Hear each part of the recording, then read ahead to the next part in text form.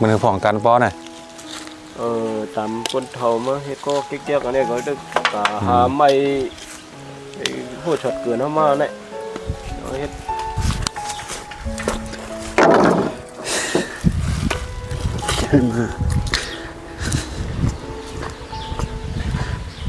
อยู่เนี่ยมาหือฮะน่ะถึงมาแผ่วมากันเนี่ยมั่มกับเลยมานั่นมันจังกันแล้วกว่าพันใบลักจังหูไอ้มาเฮ็ดหูเฮือนี่นี่ก็อย่างปิงยาช่างก็มันเจอโอ้ขี้กว้างมันถือกับเหมือนลูกยุ่มเกาหล่ะลูกยุ่มก็ได้กับอยู่ในคุณในเวียงเปิ้นมีปิงยาเปิ้นที่ไหนเปิ้นก้าวออกใครมาเนี่ยเป็นหัวหน้าเปิ้นเปิ้นได้เด็ด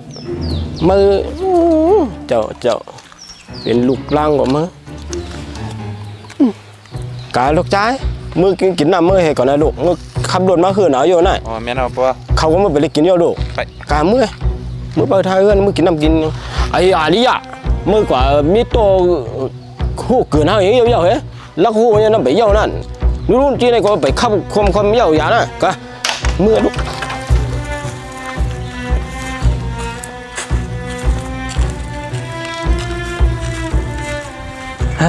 ปอนี่น่ะหักน่ะไอ้ยุ่มนะจ๊ะ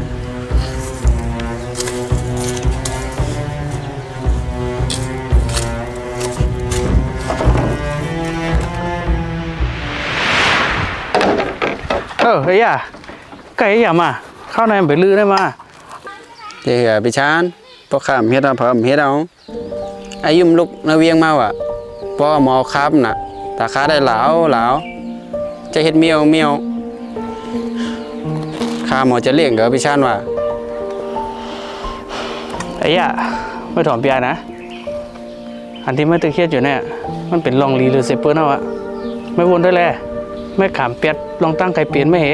อลุ่มลาปอไม่อยู่ที่วันนอกไงไม่ไปตัวละวันหนึ่งปอไม่ได้ป่องใจหรอกเจ้ามาไปชานนี่ไปชานเนี่ยที่ป่องใจข้าเนี่ยปนันกันในเมื่อต้านะ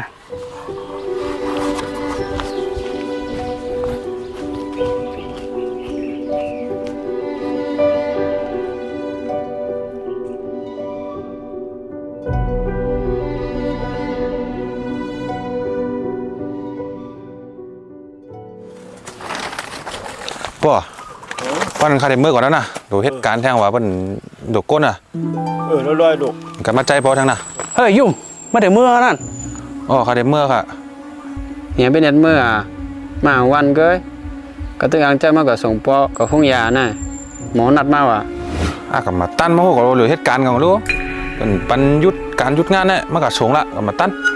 เพราะมันเหลือเหตุการณ์เนาะเมื่อละกำมากกว่าส่งอะไรก็ได้เมื่อมาเหลือเนี่ย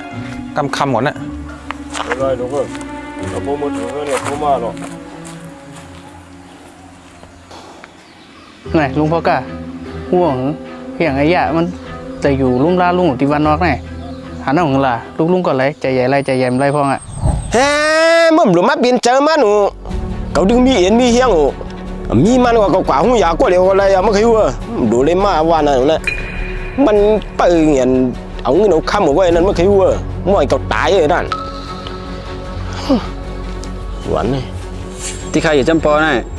ข้าหนองตาปอไว้เหรอข้ามใครเงินคำปอหรอน้าองค์ได้เจอปอน่ะบ้วนราคาเป็นลูกอีทฮะอ๋อใจกว่าข้าน่ะเหมือนลูกหักกันเจ้าอายุมลูก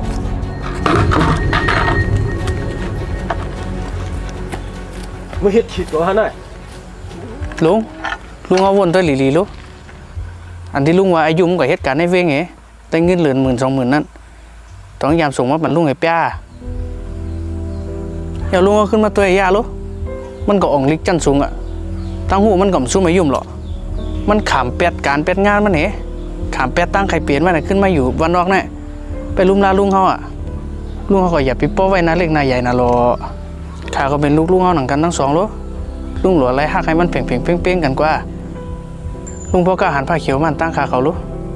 ถูกลีไรหรือก็วนเตยลีเขาเลยขาได้เมื่อนต้านะก็เจอตีมือไอชันในมาลัดของนายก็หมึกขาก็เรียกในก็กลมใบจริงไหนเฮียงเลยหมึกก็อย่ามาในก็มาไว้ นาหักนาจังเตในเมื่อว่าก็วนผิดเดียงในลูกกองกันตรงนี้ลูกปอกันโตลูกนะที่ปอเลยป้องเลยลาลูก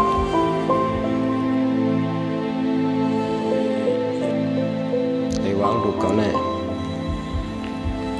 เปลี่ยนช่างในเขาเนี่ยตัวรู้มอเผลอเฮือนอันห้าก็บนไหนก้อยกำตึกไว้นะหักนะจังโดดลูกเขาเห็นไหม